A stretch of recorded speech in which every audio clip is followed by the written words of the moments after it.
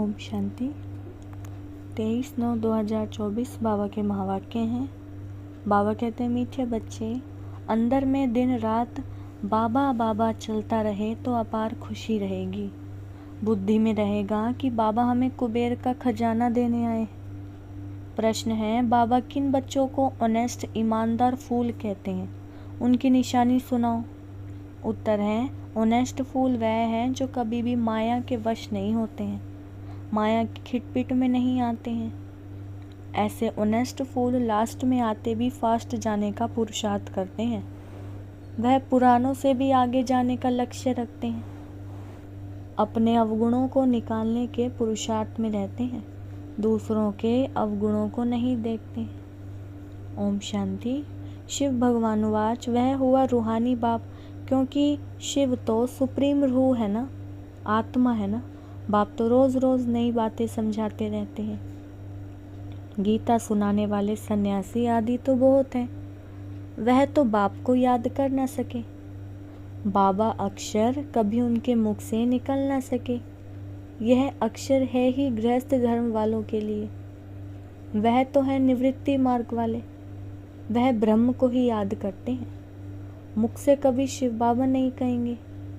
भल तुम जांच करो, समझो बड़े बड़े विद्वान सन्यासी चिन्मय आनंद आदि गीता सुनाते हैं। ऐसे नहीं कि वे गीता का भगवान श्री कृष्ण को समझ उनसे योग लगा सकते हैं। नहीं, वह तो फिर भी ब्रह्म के साथ योग लगाने वाले ब्रह्म ज्ञानी व तत्व ज्ञानी हैं। श्री कृष्ण को कभी कोई बाबा कहे यह हो नहीं सकता। तो श्री कृष्ण गीता सुनाने वाला बाबा तो नहीं ठहरा ना। शिव को सब बाबा कहते हैं क्योंकि वह सब आत्माओं का बाप है। सब आत्माएं उनको पुकारती हैं। परमपिता परमात्मा वह है सुप्रीम। परम है क्योंकि परमधाम में रहने वाला है। तुम भी सब परमधाम में रहते हो, परंतु उनको परम आत्मा कहते हैं। वह कभी पुनर्जन्म में नहीं आते हैं। खुद कहते हैं कि मेरा जन्म दिव्य है और अलौकिक है। ऐसे कोई रथ में प्रवेश कर तुमको विश्व का मालिक बनने की युक्ति बताए, यह तो कोई हो नहीं सकता। तब बाप कहते हैं, मैं जो हूँ जैसा हूँ मुझे कोई भी नहीं जानते। मैं जब अपना परिचय दूँ तब जान सकते हैं। यह ब्रह्म को अथवा तत्वों को मानने वाले श्री कृष्ण को फिर अपना बाप कैसे मानेंगे? आत्माएं तो सब बच्चे ठहरे ना, श्री कृष्ण को सब पिता कैसे कहेंगे? ऐसे थोड़े ही कहेंगे कि श्री कृष्ण सबका बाप है और हम सब ब्रदर्स हैं। ऐसे भी नहीं, श्री कृष्ण सर्वव्यापी है। सब श्री कृष्ण थोड़े ही हो सकते हैं। अगर सब श्री कृष्ण हो तो उनका बाप भी चाहिए। मनुष्य बहुत भूले हुए हैं, नहीं जानते हैं, तब तो कहते हैं मुझे कोटों में कोई जानते हैं। श्री कृष्ण को तो कोई भी जान लेंगे, सब विलायत वाले भी उनको जानते हैं। लॉर्ड कृष्णा कहते हैं ना, चित्र भी है, असली चित्र तो है नहीं। भारतवासियों से सुनते हैं इनकी पूजा बहुत होती है, तो फिर गीता में यह लिख दिया है कि श्री कृष्ण भगवान। अब भगवान को भला लॉर्ड कहा जाता है क्या? लॉर्ड कृष्णा कहते हैं ना। लॉर्ड का टाइटल वास्तव में बड़े आदमियों को मिलता है, वह तो सबको देते रहते हैं। इसको कहा जाता है अंधेर नगरी। कोई भी पतित मनुष्यों को लॉर्ड कह देते हैं। कहाँ यह आज के पतित मनुष्य हैं, कहाँ वह शिव व श्री कृष्ण? बाप कहते हैं, जो तुमको ज्ञान देता हूँ वह फिर गुम हो जाता है। मैं ही आकर नई दुनिया स्थापन करता हूँ। ज्ञान भी मैं तुमको अभी ही देता हूँ। मैं जब ज्ञान दूँ तभी बच्चे सुने, मेरे बिगर कोई सुना ना सके। जानते ही नहीं। क्या सन्यासी शिव बाबा को याद कर सकते हैं? वह तो कह भी नहीं सकते कि निराकार गॉड को याद करो। कब सुना है? बहुत पढ़े लिखे मनुष्य भी नहीं समझते हैं। अब तो बाप समझाते हैं श्री कृष्ण भगवान नहीं, मनुष्य तो उनको ही भगवान कहते रहते हैं। कितना फर्क हो गया है। बाप तो बच्चों को बैठ पढ़ाते हैं, वह बाप टीचर गुरु भी है। शिव बाबा सबको बैठ समझाते हैं। ना समझने के कारण त्रिमूर्ति में शिव रखते ही नहीं, ब्रह्मा को रखते हैं, जिसको प्रजापिता ब्रह्मा कहते हैं, प्रजा को रचने वाला। परंतु उनको भगवान नहीं कहेंगे। भगवान प्रजा नहीं रचते हैं, भगवान के तो सब आत्माएं बच्चे हैं। फिर कोई द्वारा प्रजा रचते हैं। तुमको किसने एडॉप्ट किया? ब्रह्मा द्वारा बाप ने एडॉप्ट किया है। ब्राह्मण जब बनेंगे तभी तो देवता बनेंगे। यह बात तो तुमने कभी सुनी ही नहीं है। प्रजापिता का भी जरूर पार्ट है, एक्ट चाहिए ना, इतनी प्रजा कहाँ से आएगी? कुख वंशावली भी तो हो ना सके, वह कुख वंशावली ब्राह्मण कहेंगे। हमारा सरनेम है ब्राह्मण, नाम तो सबका अलग अलग है। प्रजापिता ब्रह्मा तो कहते हैं तब है जब शिव बाबा इनमें प्रवेश करें। यह नई बातें हैं। बाप खुद कहते हैं मुझे कोई नहीं जानते, सृष्टि चक्र को भी नहीं जानते। तब तो ऋषि मुनि सब नेति नेति कह गए हैं, ना परमात्मा को ना परमात्मा की रचना को जानते हैं। बाप कहते हैं जब मैं आकर अपना परिचय दूं तभी जाने। इन देवताओं को वहां यह पता थोड़े ही पड़ता है कि हमने यह राज्य कैसे पाया। इनमें ज्ञान होता ही नहीं। पद पा लिया फिर ज्ञान की दरकार नहीं। ज्ञान चाहिए ही सद्गति के लिए। यह तो सद्गति को पाए हुए हैं। यह बड़ी समझने की गुइयां बातें हैं। समझदार ही समझे। बाकी जो बूढ़ी बूढ़ी माताएं हैं उनमें इतनी बुद्धि तो है नहीं। वह भी ड्रामा प्लान अनुसार हर एक का अपना पार्ट है। ऐसे तो नहीं कहेंगे कि हे ईश्वर बुद्धि दो। सबको एक जैसी बुद्धि हम दे तो सब नारायण बन जाएंगे। एक दो के ऊपर गद्दी पर बैठेंगे क्या? हाँ, एम ऑब्जेक्ट है यह बनने की। पुरुषार्थ सब कर रहे हैं नर से नारायण बनने का। बनेंगे तो पुरुषार्थ अनुसार ना। अगर सब हाथ उठाएं कि हम नारायण बनेंगे तो बाप को अंदर में हंसी आएगी ना कि सब एक जैसे कैसे बन सकते हैं। नंबरवार तो होते हैं ना, Narayan the first second third, जैसे एडवर्ड दी फर्स्ट सेकंड और थर्ड होते हैं ना। भल एम ऑब्जेक्ट यह है परंतु खुद समझ सकते हैं ना। चलन ऐसी है तो क्या पद पाएंगे? पुरुषार्थ तो जरूर करना है। बाबा नंबरवार फूल ले आते हैं। नंबरवार फूल दे भी सकते हैं परंतु ऐसे करते नहीं, फंक हो जाएंगे। बाबा जानते हैं, देखेंगे कि कौन जास्ती सर्विस कर रहे हैं। यह अच्छा फूल है। पीछे नंबरवार तो होते ही हैं। बहुत पुराने भी बैठे हैं परंतु उनमें नए नए बड़े बड़े अच्छे अच्छे फूल हैं। कहेंगे यह नंबर 1 ऑनेस्ट फूल है, कोई खिटपिट ईर्ष्या आदि में नहीं है। बहुतों में कुछ ना कुछ खामियां जरूर हैं। संपूर्ण तो कोई को कह नहीं सकते। 16 कला संपूर्ण बनने के लिए बहुत मेहनत चाहिए। अभी कोई संपूर्ण बन ना सके। अभी तो अच्छे अच्छे बच्चों में भी ईर्ष्या बहुत है, खामियां तो है ना। बाप जानते हैं सब किस किस प्रकार का पुरुषार्थ कर रहे हैं। दुनिया वाले क्या जाने, वह तो कुछ समझते ही नहीं।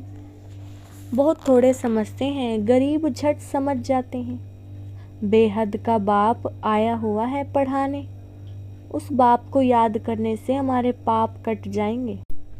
हम बाप के पास आए हैं, बाबा से नई दुनिया का वर्षा जरूर मिलेगा। नंबरवार तो होते ही हैं 100 से लेकर 1 नंबर तक, परंतु बाप को जान लिया, थोड़ा भी सुना तो स्वर्ग में जरूर आएंगे। 21 जन्मों के लिए स्वर्ग में आना कोई कम है क्या? ऐसे तो नहीं कि कोई मरता है तो कहेंगे 21 जन्म के लिए स्वर्ग में गया। स्वर्ग है ही कहाँ? कितनी मिसअंडरस्टैंडिंग कर दी है। बड़े बड़े अच्छे लोग भी कहते हैं कि फलाना स्वर्ग पधारा। स्वर्ग कहते किसको हैं? अर्थ तो कुछ भी नहीं समझते हैं। यह सिर्फ तुम ही जानते हो तुम भी मनुष्य परंतु तुम ब्राह्मण बने हो। अपने को ब्राह्मण ही कहलाते हो। तुम ब्राह्मणों का एक बाप दादा है तो सन्यासियों से भी तुम पूछ सकते हो कि यह जो महावाक्य व भगवानुवाच है कि देह सहित देह के सब धर्म छोड़ माम एकम याद करो। क्या यह श्री कृष्ण कहते हैं कि माम एकम याद करो? तुम श्री कृष्ण को याद करते हो क्या? कभी नहीं। हाँ कहेंगे, वहाँ ही प्रसिद्ध हो जाए, परंतु बेचारी अबलाएं जाती हैं, वे क्या जाने। वे अपने फॉलोअर्स के आगे क्रोधित हो जाते हैं। दुर्वासा का भी नाम है ना, उनमें अहंकार बहुत रहता है। फॉलोअर्स ढेर हैं, भक्ति का राज्य है ना, उनसे पूछने की कोई में ताकत नहीं रहती है। नहीं तो उनको कह सकते हैं कि तुम तो शिव बाबा की पूजा करते हो, अब भगवान किसको कहेंगे? क्या ठिक्कर भीतर में भगवान है? आगे चल इन बातों को समझेंगे। अभी नशा कितना है, सभी पुजारी हैं, पूज्य नहीं कहेंगे। बाप कहते हैं मेरे को विरला ही कोई जानते हैं। मैं जो हूँ जैसा हूँ, तुम बच्चों में भी विरले कोई एक्यूरेट जानते हैं। उनको अंदर में बहुत खुशी रहती है। यह तो समझते हैं ना कि बाबा ही हमको स्वर्ग की बादशाही देते हैं, कुबेर के खजाने मिलते हैं। अल्लाह अवलादीन का भी खेल दिखाते हैं ना कि ठका करने से खजाना निकल आया। बहुत खेल दिखाते हैं। खुदा दोस्त बादशाह क्या करते थे, उस पर भी कहानी है। पुल पर जो आता था उनको एक दिन की राजाई दे रवाना कर देता था। यह सब कहानियां हैं। अभी बाप समझाते हैं खुदा तुम बच्चों का दोस्त है, इनमें प्रवेश कर तुम्हारे साथ खाते पीते हैं, खेलते भी हैं। शिव बाबा का और ब्रह्मा बाबा का रथ एक ही है, तो जरूर शिव बाबा भी खेल तो सकते होंगे ना। बाप को याद कर खेलते हैं तो दोनों इनमें है तो दो ना, बाप और दादा, परंतु कोई भी समझते नहीं है। कहते हैं रथ पर आए, तो वह फिर घोड़े गाड़ी का रथ बना दिया है। ऐसे भी नहीं कहेंगे श्री कृष्ण में शिव बाबा बैठ ज्ञान देते हैं, वह फिर कह देते हैं श्री कृष्ण भगवानुवाच। ऐसे तो नहीं कहते ब्रह्मा भगवानुवाच, नहीं, यह रथ है शिव भगवानुवाच। बाप बैठ तुम बच्चों को अपना और रचना के आदि मध्य अंत का परिचय ड्यूरेशन बताते हैं, जो बात कोई भी नहीं जानते। सेंसिबल जो होंगे वह बुद्धि से काम लेंगे। सन्यासियों को तो सन्यास करना है, तुम भी शरीर सहित सब कुछ सन्यास करते हो। जानते हो ये पुरानी खल है। हमको तो अब नई दुनिया में जाना है। हम आत्मा यहाँ की रहने वाली नहीं है, यहाँ पार्ट बजाने आए हैं। हम रहवासी परम धाम के हैं, यह भी तुम बच्चे जानते हो। वहाँ निराकारी झाड़ कैसा है, सभी आत्माएं वहाँ पर रहती हैं। यह अनादि ड्रामा बना हुआ है। कितनी करोड़ों जीव आत्माएं हैं, इतने सब कहाँ रहते हैं निराकारी दुनिया में। बाकी यह सितारे तो आत्मा नहीं है। मनुष्यों ने तो इन सितारों को भी देवता कह दिया है, परंतु वह कोई देवता नहीं है। ज्ञान सूर्य तो हम शिव बाबा को कहेंगे, तो उनको फिर देवता थोड़े ही कहेंगे। शास्त्रों में तो क्या क्या बातें लिख दी हैं। यह सब भक्ति मार्ग की सामग्री है, जिससे तुम नीचे ही गिरते आए हो। 84 जन्म लेंगे तो जरूर नीचे उतरेंगे ना। अभी यह है आयरन एज दुनिया। सतयुग को कहा जाता है गोल्डन एज दुनिया। वहाँ कौन रहते थे? देवताएं। वह कहाँ गए यह किसी को भी पता नहीं। समझते भी हैं पुनर्जन्म लेते हैं। बाप ने समझाया है पुनर्जन्म लेते लेते देवता से बदल हिंदू बन गए हैं, पतित बने हैं ना। और किसी का भी धर्म बदली नहीं होता है। इन्हों का धर्म क्यों बदली होता है किसी को भी पता नहीं। बाप कहते हैं धर्म भ्रष्ट कर्म भ्रष्ट हो गए हैं। देवी देवता थे तो पवित्र जोड़े थे, फिर रावण राज्य में तुम अपवित्र बन गए हो, तो देवी देवता कहला न सके, इसीलिए नाम पड़ गया है हिंदू। देवी देवता धर्म श्री कृष्ण भगवान ने नहीं स्थापन किया, जरूर शिव बाबा ने ही आकर किया होगा। शिव जयंती शिवरात्रि भी मनाई जाती है, परंतु उसने क्या आकर किया यह किसी को भी पता नहीं है।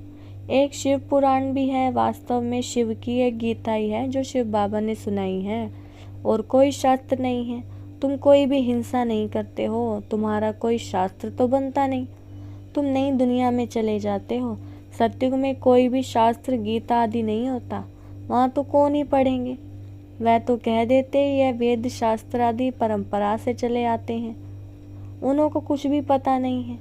स्वर्ग में कोई शास्त्र आदि नहीं होता है, बाप ने तो देवता बना दिया, सबकी सदगति हो गई, फिर शास्त्र पढ़ने की क्या दरकार है। वहाँ शास्त्र नहीं होते, अभी बाप ने तुम्हें ज्ञान की चाबी दी है जिससे बुद्धि का ताला खुल गया है। पहले ताला एकदम बंद था, कुछ भी नहीं समझते थे। अच्छा, मीठे मीठे सिखलते बच्चों प्रति माता पिता बाप दादा का याद प्यार और गुड मॉर्निंग। रूहानी बाप की रूहानी बच्चों को नमस्ते। हम रूहानी बच्चों की रूहानी बाप दादा को नमस्ते नमस्ते और गुड मॉर्निंग। धारणा के लिए मुख्य सार। फर्स्ट पॉइंट है, किसी से भी ईर्ष्या आदि नहीं करनी है, खामियां निकाल संपूर्ण बनने का पुरुषार्थ करना है, पढ़ाई में उच्च पद पाना है। दूसरा, शरीर सहित सब कुछ संन्यास करना है, किसी भी प्रकार की हिंसा नहीं करनी है, अहंकार नहीं रखना है। वरदान है, अविनाशी और बेहद के अधिकार की खुशी व नशे द्वारा सदा निश्चिंत भव। वरदान का विस्तार है, दुनिया में बहुत मेहनत करके अधिकार लेते हैं, आपको बिना मेहनत के अधिकार मिल गया। बच्चा बनना अर्थात अधिकार लेना, वहाँ मैं श्रेष्ठ अधिकारी आत्मा। इस बेहद के अधिकार के नशे और खुशी में रहो तो सदा निश्चिंत रहेंगे। यह अविनाशी अधिकार निश्चित ही है, जहाँ निश्चित होता है वहाँ निश्चिंत होते हैं। अपनी सर्व जिम्मेवारियाँ बाप हवाले कर दो तो सब चिंताओं से मुक्त हो जाएंगे। स्लोगन है, जो उदारचित विशाल दिल वाले हैं वही एकता की नींव हैं। अच्छा, ओम शांति।